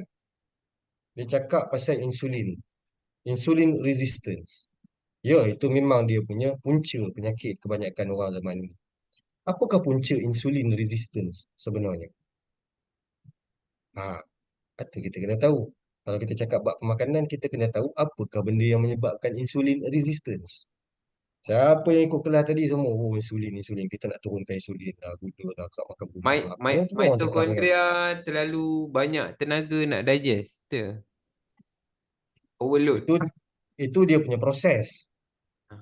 Tapi kita nak pergi sentuh kepada satu benda yang paling penting. Dan dia ada beberapa cabang. Nombor satu, orang kita dia dapat banyak penyakit pada hari ini disebabkan kerana sindrom yang dinamakan energy toxicity. Terlampau banyak makan makanan yang mempunyai energi. Dalam kategori sains sukan, mereka memanggil makanan yang mempunyai tenaga ini sebagai kalori. Adakah pocik ni sekarang ni malam ni nak mengajar pasal kalori ke? Tak. Sebab kita kena faham bahawa setiap kalori ini apabila masuk dalam badan kita, dia bertindak lain. Tapi, saya nak cerita, okay, energy toxicity berlaku pada setiap orang dalam zaman ini, tetapi jarang berlaku pada orang zaman dulu. Ini kita kena faham. Orang dulu, walaupun mereka makan makanan yang mengandungi energi, tetapi ada banyak faktor yang menyebabkan diorang tak dapat sindrom energy toxicity. Salah satu daripada dia ialah banyak bergerak, banyak bekerja, kan? Betul tak? Pergi ke kebun, bercucuk tanam, kan? Itu salah satu daripada conundrum di mana diorang tak dapat energy toxicity. Yang kedua, mereka juga jarang dapat makan banyak.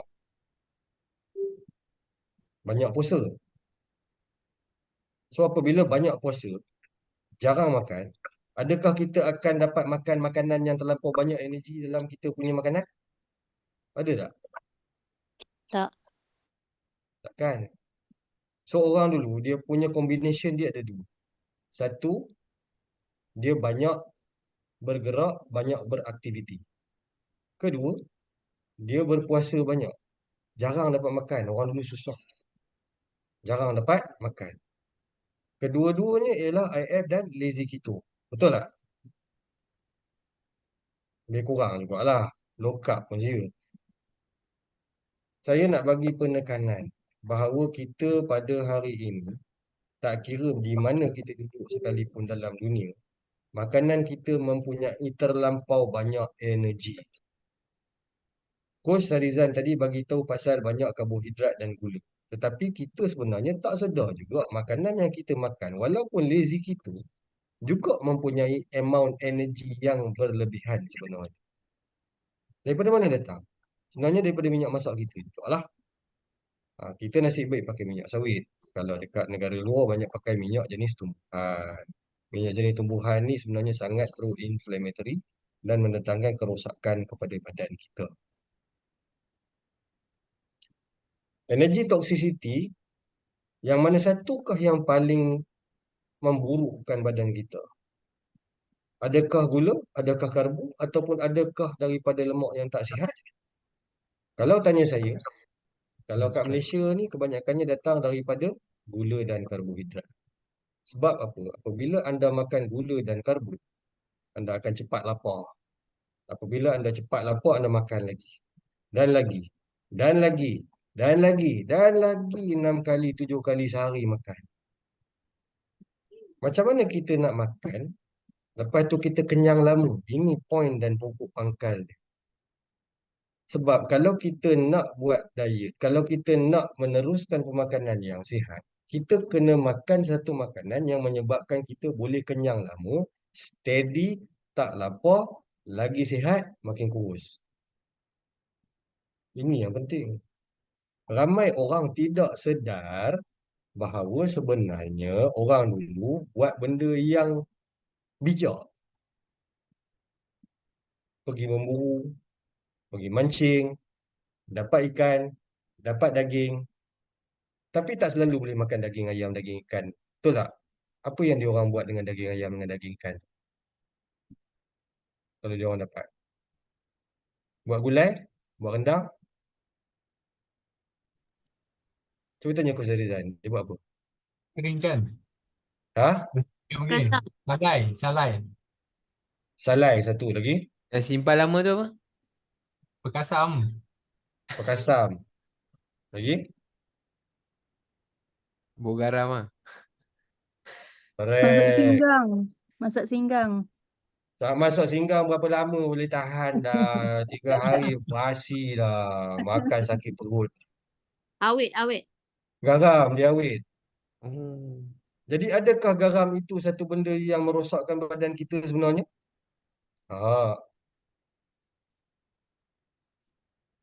Tak. Orang dulu sebenarnya dia makan, cara dia preserve ialah dengan ambil daging kemudian dia garamkan ataupun dia keringkan ataupun dia fermentkan. Macam itulah lebih kurang. Jadi sebenarnya orang dulu pun nak makan karbo banyak pun tak juga, tak banyak. Tapi banyak cari sumber protein yang lain. Kita tak tahu, kita tak sedar. Saya punya endpoint malam ni. Banyak yang saya nak cakap pun, kita akan carry forward dalam kelas lain pada masa akan datang. Saya tak boleh ni pasal lepas ni kawan saya nak telefon. Shortcut untuk kurus paling senang. Ini yang saya nak bagi tahu. Siapa yang duk stay malam ni lah. Shortcut untuk kurus paling senang ialah adopt cara orang lama-lama. Jangan makan sekurang-kurangnya 12 ke 14 jam untuk satu hari. Bagi perut tu kosong. Tengok bila last awak makan. Pukul 4 petang, 5 petang, kira berapa jam. 12 jam, naik 14 jam. Okey, tahan lah. Lagi banyak lemak dalam badan, lagi kita boleh puasa lama. Kalau awak tak ada cukup lemak dalam badan, susahlah awak nak berpuasa. Itu yang berlaku pada orang macam Coach Zarizan, saya, Coach Syafiq semua yang dah agak lean sikit lah. Okey. Jangan makan nasi, jangan makan mi, kuih tiaw, karbo lah apa semua jangan. Sebab yang ini gula ini dia senang tukar jadi lemak dalam badan. Orang dulu dia makan nasi tak apa, banyak kerjanya. Sekarang kita tak ada kerja banyak. Kita tak layak makan nasi. Tak layak. Kita boleh makan daging, boleh makan ayam, boleh makan ikan, makan telur. Itu lebih layak kepada kita. Dan memang itu fitrah manusia pun. Kita menghampiri kepada spesies yang karnivor. Kita hampir kepada spesies karnivor. Kita bukan lembu, kita bukan kambing. Faham ke tak ni? Faham.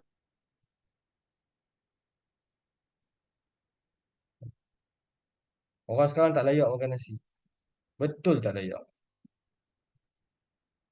Kalau awak nak makan nasi, banyak benda yang awak kena fikir. Bukan setakat pergi gym, kena berjemur tengah padang panas matahari. Sebab cahaya matahari itu dia akan menukarkan elemen-elemen yang awak makan nasi itu kepada satu benda yang bagus.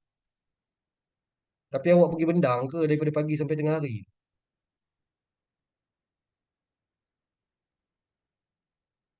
Pergi menoreh getah ke? Tak Tengok kan? passion. Tengok passion dalam ikon sampai balik. Tahu tak apa, tengok passion lekon je. Keyboard warrior. Hmm. So tak layak, kita tak layak makan nasi. Tapi kita masih layak makan daging. Memang kena makan daging, ayam, ikan, telur. Itu yang sepatutnya untuk kita. Dan shortcut paling senang untuk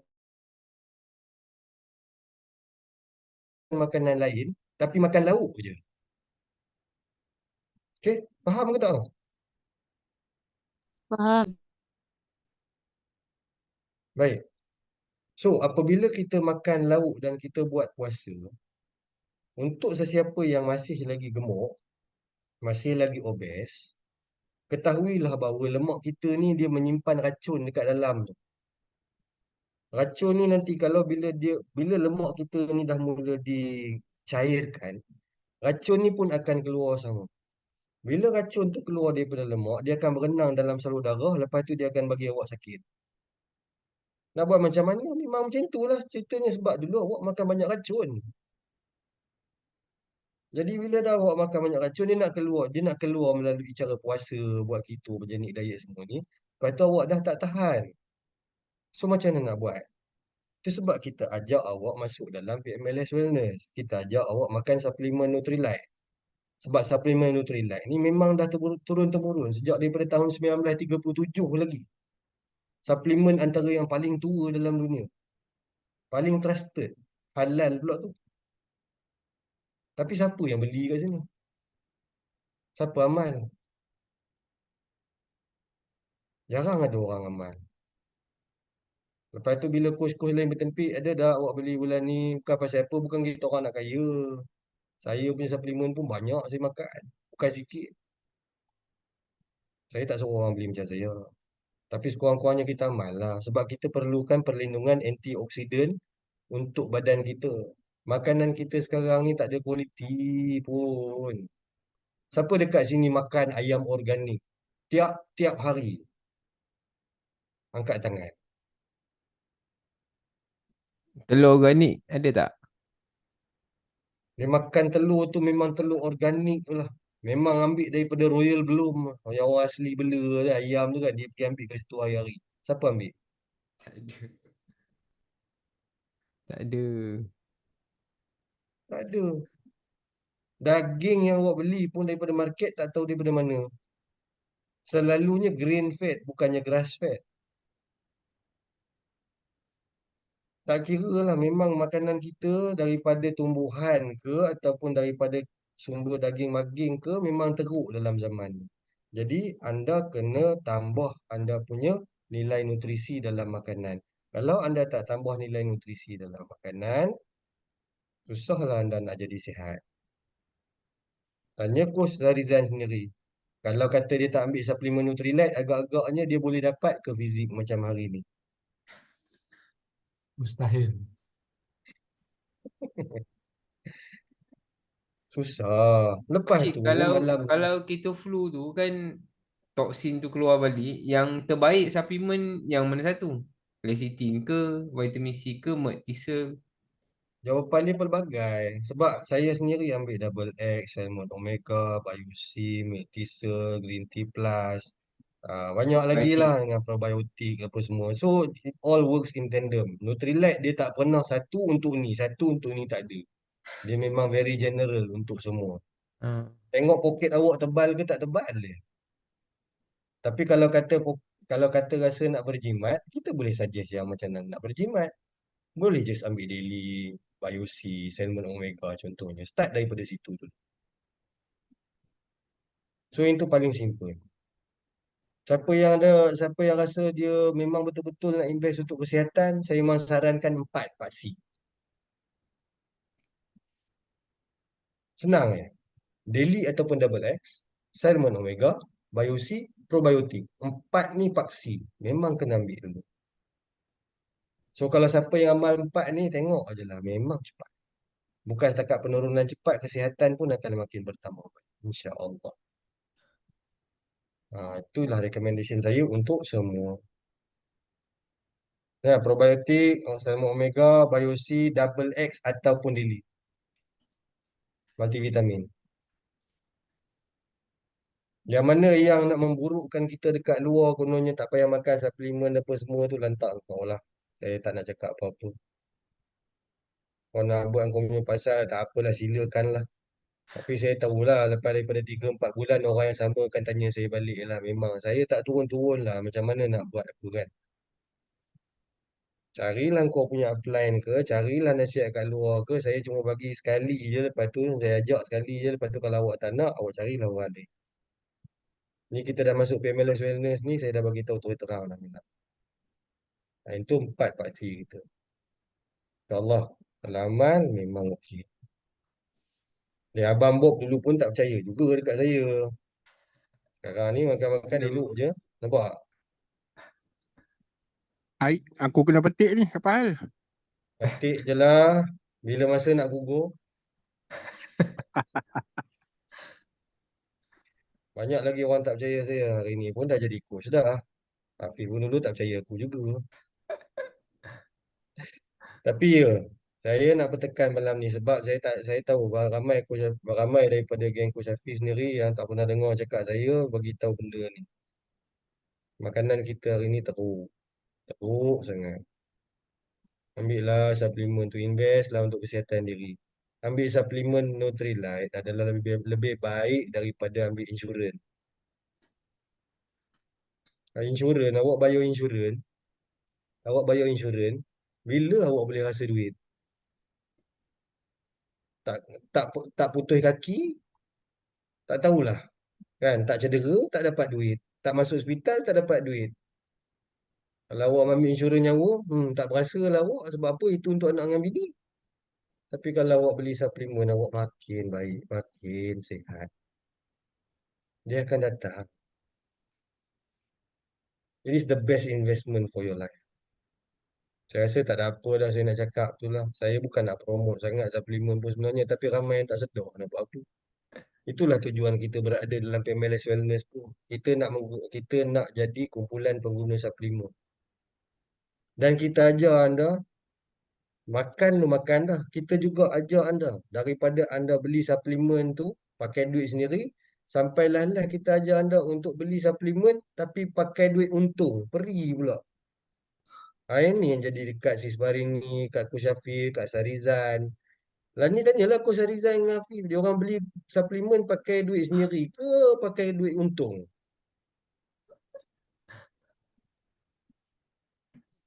Lebih daripada tu lah. Saya punya suplemen RM500 sebulan. Saya punya untung beribu-ribu liman. Ha. Tu Kak Fahmi saya jawab tu. Kak Farha pun dah. Saya beli pun dia kata pun beli free lah. Duit yang boleh bagi. Dalam kita punya PMLS ni ada 2 target. Satu target untuk jihad kesihatan. Satu lagi jihad ekonomi.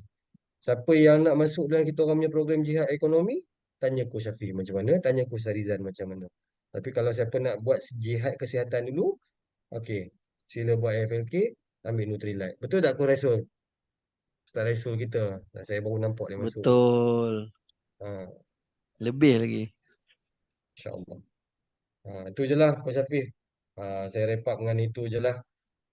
Kita kena sedar lah. Kita punya aim kita dalam PMLS, wellness. Dan, lagi satu saya nak bagi tahu. Okay, you all kan dah masuk dalam PMLS Wellness.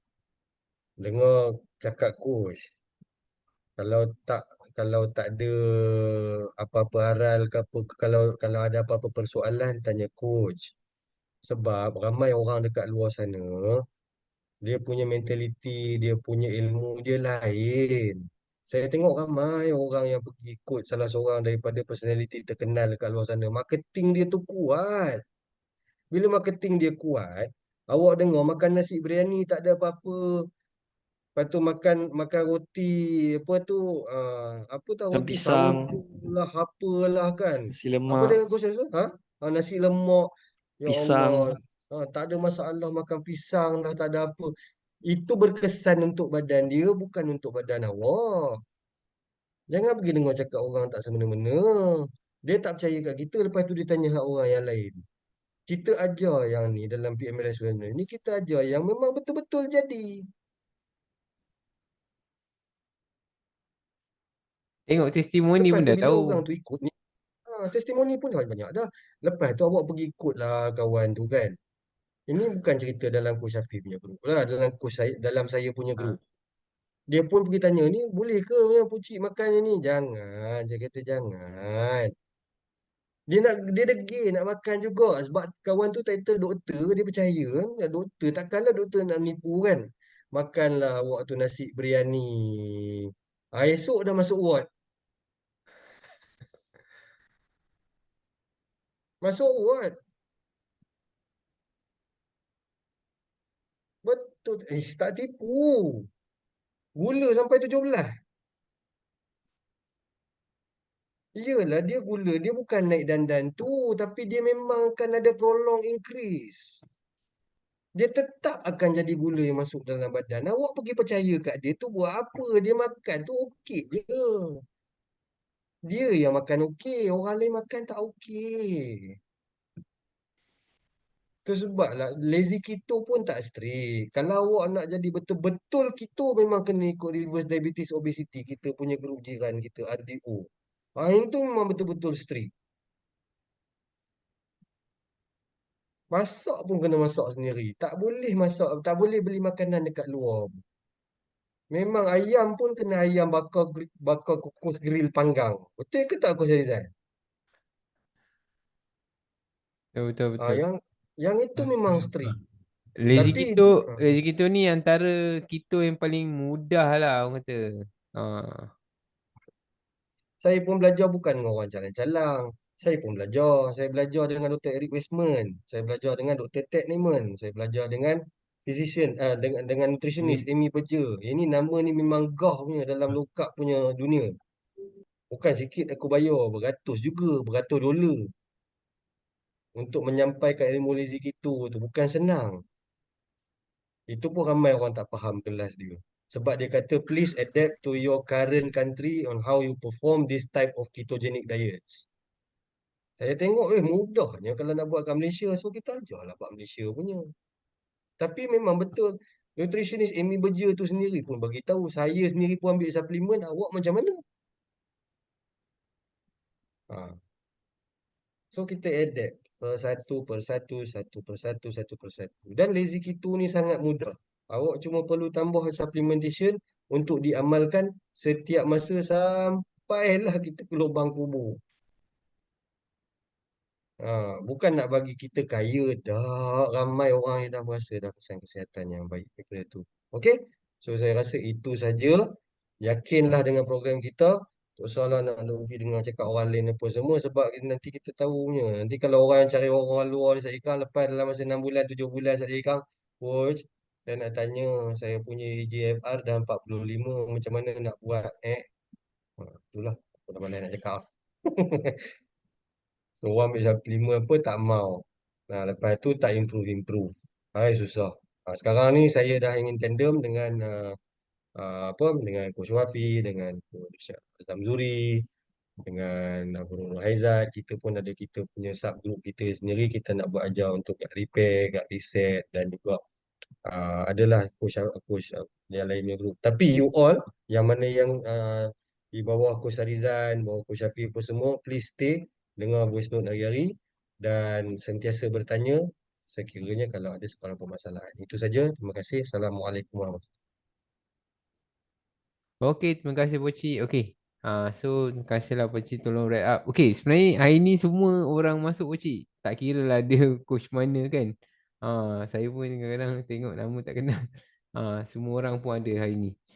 So jangan risaulah. Okey, untuk rakaman hari ni nanti saya akan upload dan saya akan share dekat grup integrasi. Nanti coach awak akan pass dekat anda semualah. Kan? Ada banyak daripada grup lain juga ni kan. Saya akan sharekan kelas malam ni lah pada anda semua. Jangan PM saya akan bagi. Jangan risau. Kan nanti semua PM saya macam hari tu. Jadi dua kali kerja lah. Okey, jangan risau. Saya dah siap, saya akan bagi dekat coach anda. Okey. Alright. Okey, itu saja saya nak share hari ini. So saya stop recording.